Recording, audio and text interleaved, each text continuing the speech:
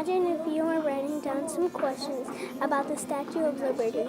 Suddenly, your mom bursts through the door telling you that we will be going to New York and seeing the Statue of Liberty. You get excited and start packing up your things. You get to the airport and board the plane. You are now at New York. You read the question, what is it, where is it located, what is the history behind it, and what does the location look like. When you arrive, you already answer the questions by view. The answer for what is it you wrote, it's the Statue of Liberty. Then your mom tells you that its real name is Liberty Enlightening the World. You erase the period and put in, and its real name is Liberty Enlightening the World. Next, you view the statue. You write, it's a sculpture of a robed woman holding a torch and a book. The question, what is it, is complete. You look at your next question, where is it located? You remember that it's on Liberty Island, in New York Harbor, in New York City, in the state of New York. You write it down, you write that down.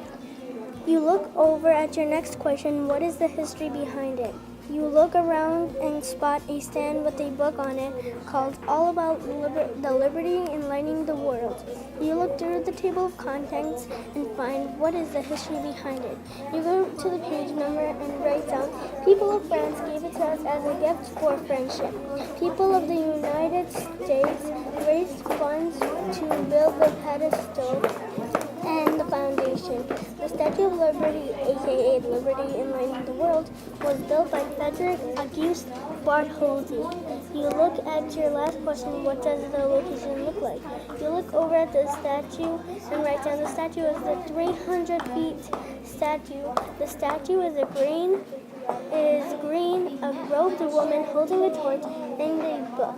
She's standing on a pedestal and her nose is 4.5 feet. You are finally done with your answers and you hope to visit the Statue of Liberty again. Hi, do you remember me, Raima? I was the one who reviewed the Statue of Liberty in New York. Anyway, I heard about this awesome Liberty Bell from Philadelphia, Pennsylvania. Since we're not that far, I decided we will check it out. I have the 4 same questions from last time. What is it? Where is it located? What is the history behind it? And what does the location look like? You might be pretty familiar about the questions. Well, I just got out of my hotel and I'm heading toward where the Liberty Bell is. Vroom. Phew, that was a long ride, but I'm standing right next to it. Pretty much, we've already answered the last question. What does the location look like? The answer should be a large bronze bell. There's a crack on its side. So let's put in large bronze bell with a crack on its side. The question number 4 is complete. 3 more questions to go. Well, I also know the answer for number 2. Where is it located? Well, the bell is in Philadelphia, Pennsylvania. And oh yeah, I should put down in Museum of Independence Square. Hold on a sec. Let me just write that down. Question number 2 complete. Ooh, look, a stand with a book on it, just like the one in New York. Look, there's even one about what is it. Oh, it says it's not a regular bell. It's the Liberty Bell of Independence. And it is a symbol of freedom and independence. Also a strong symbol of America. I'd better write this down, but not all the same. Question number 1 complete. And last question. What is the history behind it? Well, you guys might not know this. I already wrote down one fact about it. The bell had a crack on it. Let's look in the book. Hold on a few moments to let me write some facts down, and I'll tell you after. 2 minutes later. I'm done, and I'll tell you what I wrote down. Are you ready for this? Here I go. The Liberty Bell's first trip was in 1885, and it cracked at that time. When the Liberty Bell rang, people knew that important news were here. It was displayed in Independence Square at the heart of the city. It was built in England. The Liberty Bell was first hung at 1753, before known as the Liberty Bell of Independence.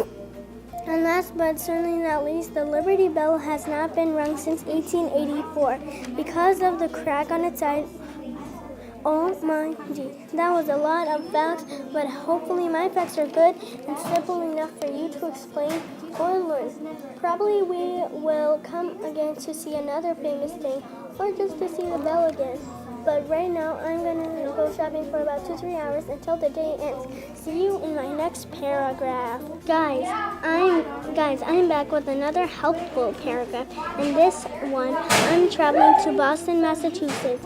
So see you there. I'm back and I'm standing right in front of this ship we're gonna learn about. Old Ironsides. I have the same 4 questions like last time. What is it? Where is it located? What is the history behind it? And what does the location look like? Let's answer the first question. What is it?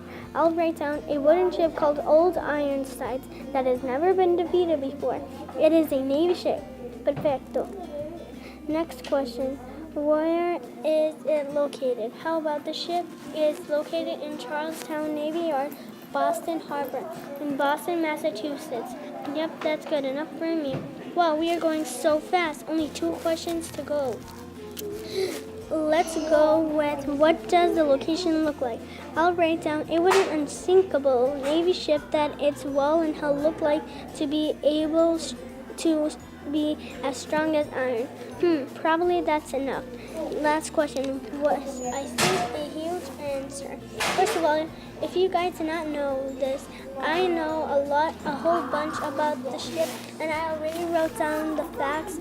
Here are the facts. The ship is a symbol of the Navy, a Navy ship that fought pirates. The ship Old Ironside got its nickname by a cannonball bouncing off the ship. It is a symbol of America's success. It was built in 1794. People look at the ships from dry docks. Started sailing in 1798. The ship still goes sailing. There's a museum about it, and it never lost a battle. Here are some things that I know about Old Ironside. I'm back.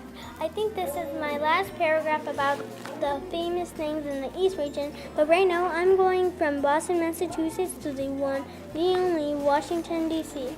The 4 same questions, probably you would not want me to say it the 4th time, but for people out there don't know what they are.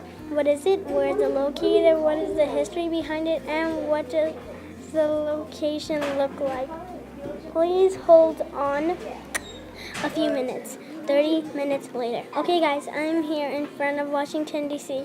Boy, oh boy, there's a lot of people here. Anyway, let's answer the first question. What is it? It's the White House, aka Obama's huge hive. First question done. Where is it located? Ooh, I know. Potomac River between northern and southern states. I'll write that down. Wow, 2 more questions to go. What is the history behind it, and what does the location look like? Now, to be honest with you, on the way I wrote down some answers for both questions. I cannot help it. But let me tell you the answer for what does the location look like. Here I go. The White House was the biggest house until the Civil War. It has 132 rooms, 35 bathrooms, 6 floors, 412 doors, 147 windows, 28 fireplaces, 8 staircases, 3 elevators, and it's a huge house. Now the answers for what is the history behind it. Late 1700, it was decided that our country needed a capital city.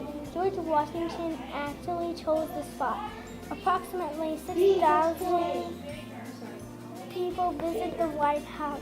Well, here are all the things about the White House. Goodbye.